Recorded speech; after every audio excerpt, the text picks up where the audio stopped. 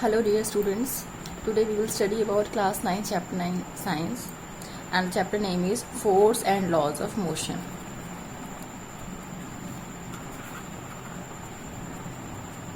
So force and laws of motion we will study about it. Here in this chapter force and laws of motion we will study about what is force and we will study about the three laws of motion. Okay, so force हमने आपको previous video में बता रखा था. Force क्या होता है बेटा? Anything push or pull acting on an object, push or pull acting on an object is called force. ठीक है, anything acting on an object, anything push or pull acting on an object is called force. ठीक है, अब unit क्या होती है इसकी, अभी हम ना पीछे वाले चैप्टर में थोड़ा सा बताया था. ऐसा यूनिट फोर्स क्या होता है बेटा जी, हमारे पास ये होता है न्यूटन. यहाँ पे अब एनीथिंग लिखो ना लिखो कोई फर्क नहीं पड़ता because push pull acting on object is also sufficient. Okay, so it's up to your wish. Now बेटा जी we have already discussed about balance force and unbalanced force. Now let's study about laws of motion. In laws of motion today, actually we are having three laws of motion. First law is law of inertia, then Newton's second law and third law. So in today's video I am just going to prove Newton's second law. Okay, and it's very important, so we will do it right now. So beta ji we are having three laws. First law, second law and third law. ठीक है, तीनों law हैं. तो first law पर next उसमें आएंगे detail में. अभी मैं आपको सेकेंड लॉ कराती हूँ पहले. तो Newton's second law of motion. Okay, this law states that, उससे भी पहले हमारे पास में एक टर्म होती है मोमेंटम. ठीक है, तो मोमेंटम का यूज हम यहाँ पे करेंगे. पहले मैं आपको स्टेटमेंट बताती हूँ फिर मोमेंटम बताऊंगी बेटा जी. तो this law states that it states that the rate of change of momentum of an object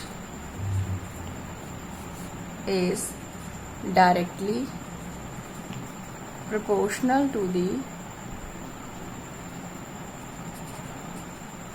external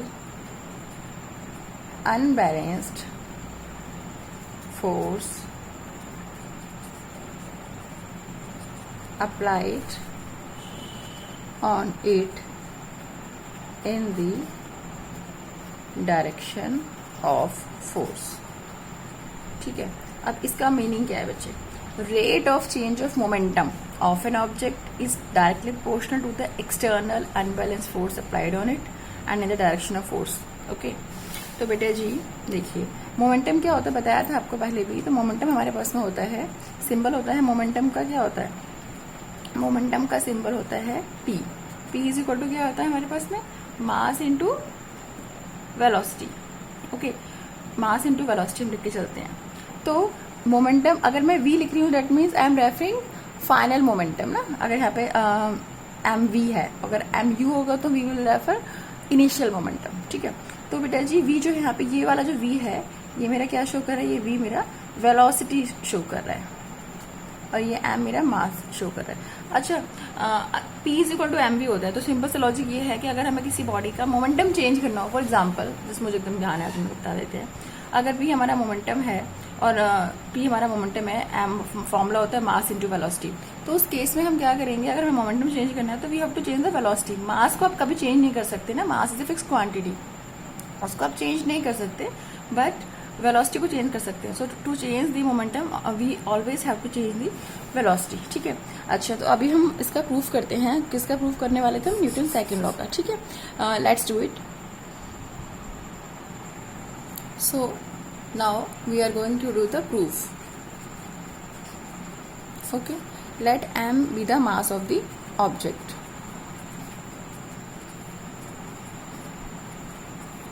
u is equal to your initial velocity, मतलब initial velocity of object, initial velocity of object, let v is equal to बेटा जी final velocity of object and t is the time interval. ठीक है, हमारे पास में यहाँ पे टाइम इंटरवल जिसमें आपकी वेलोसिटी u2v चेंज हुई है। ठीक है, कब हुई है चेंज? जब आपने फोर्स F अप्लाई किया। तो F क्या है हमारे पास? External unbalanced force. ठीक है, ये हमारा F है। नाउ बेटे जी एज पर सेकंड लॉ आपसे क्या कहा गया था? Rate of change of momentum.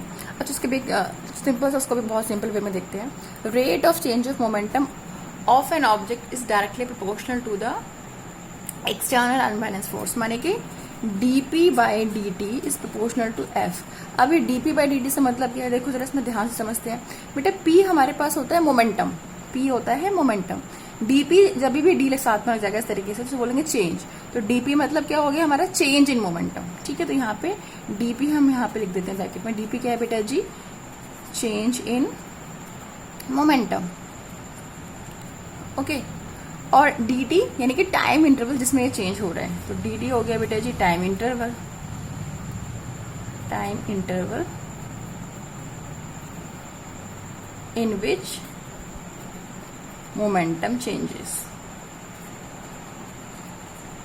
तो dp बाई dt माने rate of change of momentum हो गया। dp चेंज इन मोमेंटम और dt टाइम इंटरवल ले लिया। तो ठीक है, तो dp बाई dt हमारा rate of change of momentum. मैंने ऊपर t टाइम इंटरवल लिया है क्योंकि dt जो होगा ना बेटा वो आपका फाइनल टाइम माइनस में इनिशियल टाइम, माने कि आपके हेलो फाइनल टाइम, अगर मैं स्टार्टिंग में जीरो टाइम को जीरो ले रही हूँ और फाइनल टाइम मेरा t है, तो टाइम जीरो पे मेरा इनिशियल वेलोसिटी कितना है u और टाइम t पे फाइनल वेलोसिटी कितना है v। तो dt is equal to t minus zero is equal to t ही होता है। ठीक है, यही आएगा आपके पास एक्चुअली।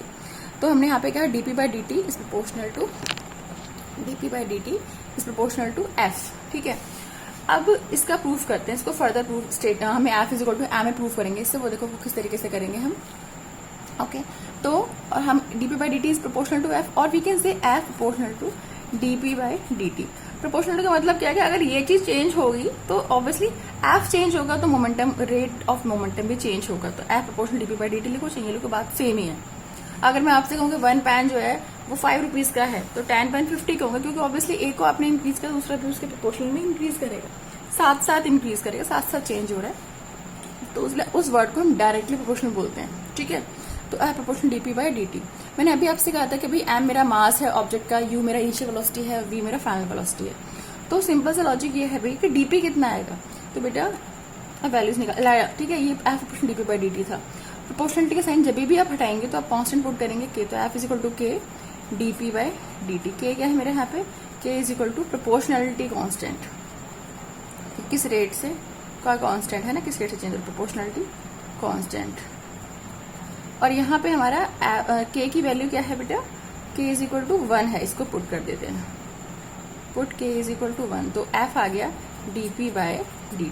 ठीक है, साइंटिस्ट ने प्रूव किया हुआ, मैंने नहीं किया। के की वैल्यू क्या है यहाँ पे? 1 है, तो F is equal to DP by D D T जाएगा। हमने के को 1 पुट कर दिया। अब ये तो हो गया, लेकिन इससे फर्दर कैसे करेंगे वो देखिए बेटा जी। लेट इनिशियल मोमेंटम, मैंने भी बताया था ना आपको, इनिशियल मोमेंटम क्या होगा? Let it be P I, है ना। तो मास इनटू में इनिशियल वेलोसिटी। ठीक है, ये कब है? जब आपके पास में टाइम जीरो है, जब time at T is equal to zero, initial momentum P I is equal to M U. जब आपके पास में टाइम टी है तो हमारा फाइनल जो मोमेंटम है, फाइनल मोमेंटम जो है that is equal to P F is equal to M into में वी, ये हो जाएगा आपके पास। ओके, अब टाइम जीरो पे मोमेंटम एम यू है, टाइम टी पे मोमेंटम हमारा एम वी है, यानी कि आपके पास में चेंज इन मोमेंटम कैसे निकालेंगे बेटा? Change in momentum, change in momentum को हमने डीपी से नोट किया हुआ है। DP is equal to final momentum minus में इनिशियल मोमेंटम। ओके, तो ये हो जाएगा बेटा M V minus M U DP. DP आ गया M V minus M U. Okay, और जो टाइम इंटरवल है वो मैंने आपको पहले बता दिया था कितना था हमारे पास, देखो ऊपर निकाला हुआ है टाइम इंटरवल डी टी, यानी कि टी माइनस जीरो यानी कि T. Now substitute this value in equation number, इसको नंबर 1 इसको नंबर 2 लेते हैं। ठीक है, substitute value of DP and D T in equation number 2। तो बेटा जी हमारे पास एफ हो जाएगा, तो एफ आ जाएगा आपके पास में M V minus M U upon T. ये आ गया M V minus M U upon T. यहाँ से हमारा m कॉमन आ रहा है और ये हो गया v माइनस यू, ब्रैकेट में आ गया अपॉन टी। बेटा v minus u upon T, change in momentum upon change in velocity upon time, v minus you by T. u initial velocity था, v फाइनल था, तो v minus you by T की अगर हम बात करें तो ये हमारा हो गया v minus you by T is acceleration. ठीक है, rate of change of velocity को हम क्या बोलते हैं, एक्सेलरेशन। तो बेटा हमने पुट कर देना है v minus you by T को a, ये पुट कर देंगे तो आपके पास में क्या आ जाएगा, यहाँ से F is equal to M A, hence proved. ठीक है, HP नहीं लिखते, हैंड्स प्रूव्ड पूरा स्पेलिंग लिखते हैं। तो F is equal to mass into acceleration. शुरुआत कहाँ से की थी, हमने शुरू किया था dp by dt proportional to F। दोबारा देख लेते हैं, आपका जो सेकंड लॉ का स्टेटमेंट है वो आपसे ये कहता है rate of change of momentum. जब भी हम रेट की बात करते हैं, ठीक है, यहाँ पे हम बात कर रेट बेटा अभी तो आपके सिलेबस में सिर्फ टाइम के इंटरवल में ही है, क्लास 9 तक, तो इवन 11th में चेंज होगा थोड़ा सा रेट, हम डिस्प्लेसमेंट के रिस्पेक्ट में भी लेते हैं। अभी तो यहाँ पे simple D by D D T कर रहे हैं। Rate of change of momentum of an object is proportional to external unbalanced force. External unbalance force का यहाँ पे मतलब क्या था बच्चे, कि आपके पास में फोर्स तो बाहर से लग रही है और अनबैलेंस होनी चाहिए। अगर बैलेंस हो जाएगी ना पहले से फोर्स, मतलब कोई इफेक्ट ही नहीं आएगा फिर तो उसका। ठीक है, बैलेंस फोर्स का कोई इफेक्ट नहीं होता, अनबैलेंस फोर्स का आपको इफेक्ट देखने को मिलता है। जैसे कि हम इफेक्ट ऑफ फोर्स में अगर बात करें तो फोर्स क्या कर सकता है बेटा, force can change an object from rest to motion और change the direction of motion of the object. तो ये सब फोर्स के इफेक्ट्स में आप देखते हैं। तो DP by D T proportional to F हो गया हमारे पास में। ठीक है, rate of change of momentum of an object is proportional to external unbalance force F, और इसको उल्टा लिख देंगे F proportional DP by D T. Proportionality का साइन हटाया, हमने कांस्टेंट पुट किया के हमारा 1 है तो एफ आ गया DP by D T. Now initial momentum कितना होता है, पी आई एम यू होता है, फाइनल मोमेंटम एम वी होता है। चेंज इन मोमेंटम यानी फाइनल माइनस इनिशियल कर दिया आपने, तो ये हो गया M V minus M U. और टाइम इंटरवल कितना हो गया टी। देन आप कह सकते हैं एफ क्या होता था हमारे पास, एफ था बेटा डीपी बाई डी टी, ये था ना F is equal to DP by D D, T यहाँ से आ गया। ठीक है, F is equal to M V minus M U by T. यहाँ से हमने एम ले लिया कॉमन, तो ब्रैकेट में आ गया एम बाहर आ गया ब्रैकेट से, ब्रैकेट के अंदर v minus u, bracket close upon t. अब यहाँ पे आपने v minus u upon t को पुट कर दिया है ए, या that is your acceleration of the object. तो F is equal to M a, hence proved. Okay, बाकी लॉ के बारे में और बाकी चीजें हम नेक्स्ट वीडियो में डिस्कस करेंगे। Okay, till then bye.